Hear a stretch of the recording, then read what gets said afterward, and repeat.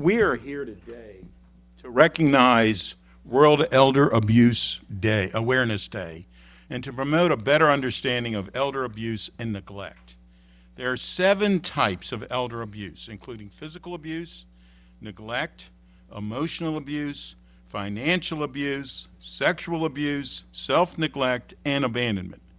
These offenses can happen at home with family or friends, at work with colleagues online, and in other public and private places. Open lines of communication and increased awareness of scammers who are increasingly using artificial intelligence can help stop elder abuse. If you suspect elder abuse or neglect, you should call Adult Protective Services at 1-800-91-PREVENT or 1-800-917-7383. This morning at 10 a.m., and that's why we're getting started here, there will be a live stream public safety seminar at the Holiday Park Senior Center in Silver Spring to discuss the issue of elder abuse, including personal and financial safety and cyber crimes. We want to encourage all residents to work together to prevent elder abuse, neglect, and exploitation once and for all. We're going to hear from the county executive, Dr. James Bridgers, after the county executive, and Debbie Feinstein on behalf of the Elder Vulnerable Adult Abuse Task Force.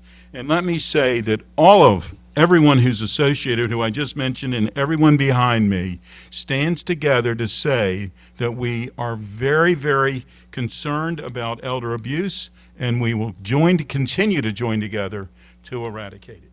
Mr. County Executive.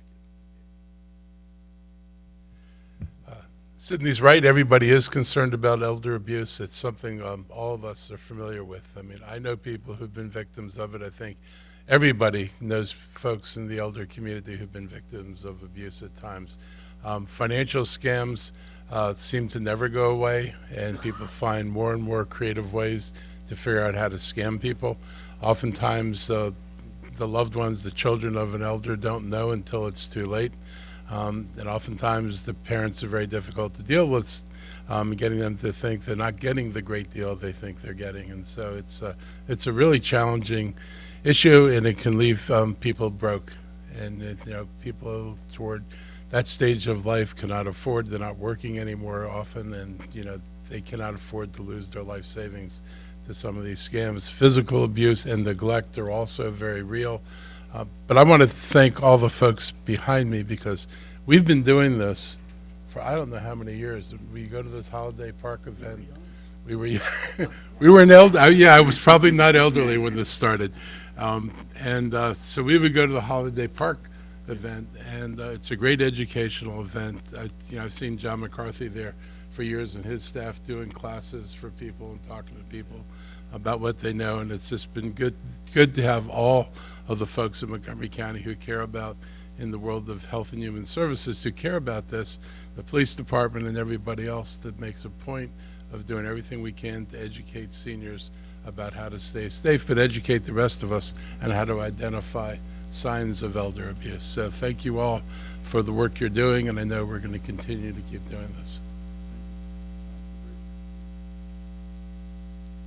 Good morning, all, and thank you for the opportunity to bring just a few remarks on such a critical need in the community. We know that data points to an increase in our elderly population, our seniors in the population who suffer from abuse. And we learned some of those abusive and unheard of events happening during COVID. Many folks didn't receive vaccines or vaccinations, and we created and built an age-friendly Montgomery.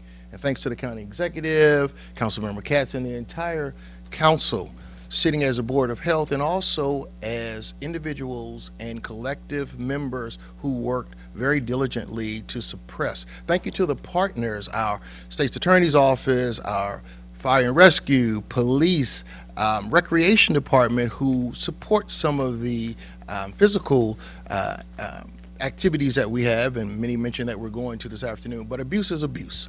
and we need to be vigilant in our approach to mitigating and preventing those abuse. I am a member of the baby boomer generation, although I'm at the end of the baby boomer generation. Yeah, at the end. But nevertheless, there's a need to really be vigilant in this capacity, and I appreciate the council and the county executive really focusing preventative measures. I also like to thank our superb Aging and Disability Services, Dr. McGee, Mario, and our Adult Protective Services, who embrace this work every day.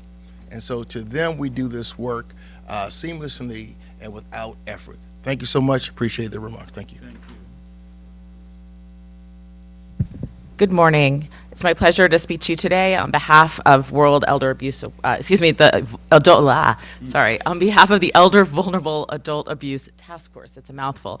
So the task force is actually comprised of agencies from around the county where we meet once a month to talk, or more frequently, to talk about high-risk cases and to try to work together. And it's that collaboration that can really make a difference in terms of preventing elder abuse. The other thing that can prevent elder abuse is all of us. Vast majority of elder abuse and neglect is reported by not the person that is being abused, but by a family member or a caregiver or a concerned neighbor. We've had multiple cases come into the state's attorney's office where a neighbor sees something that isn't right. So my message today is really to all of you, which is be on the lookout for things that don't seem right to you. Err on the side of reporting, reach out to Adult Protective Services. Mara Warsussen and his team will be ready to receive those calls. And right now, Mr. Warsussen is over at Holiday Park getting ready for our live event at 10 a.m., and I would encourage you all to join us.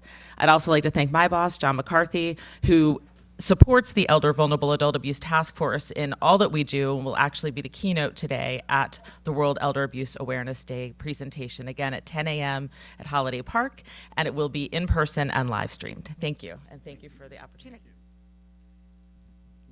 Read a proclamation. Whereas June 15, 2024 is the 18th anniversary of World Elder Abuse Awareness Day, which is recognized internationally as a day in which the entire world unites in promoting a better understanding of elder abuse. And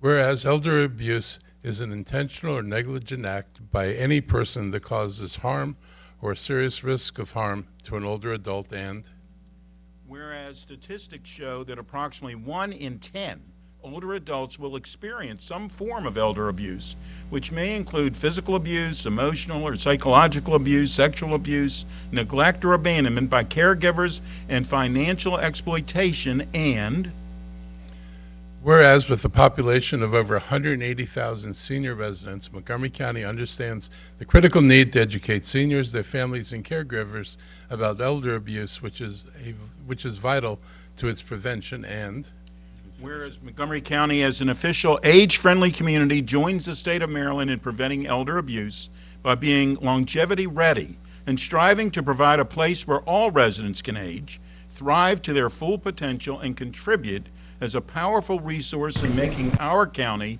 a better and stronger community for everyone. And whereas Montgomery County has a dedicated Elder Vulnerable Adult Abuse Task Force to improve the safety of seniors, and for the 14th year will host a special safety information event in recognition of World Elder Abuse Awareness Day. Now therefore be it resolved that the county executive entire County Council, Montgomery County, Maryland, hereby join the International Declaration of June 15, 2024 as World Elder Abuse Awareness Day. And this proclamation is signed by the county executive, the council president, Andrew Friedson, and myself. Thank you very much for all that you do, and my colleagues should come on down or stand, please, so we can get a picture.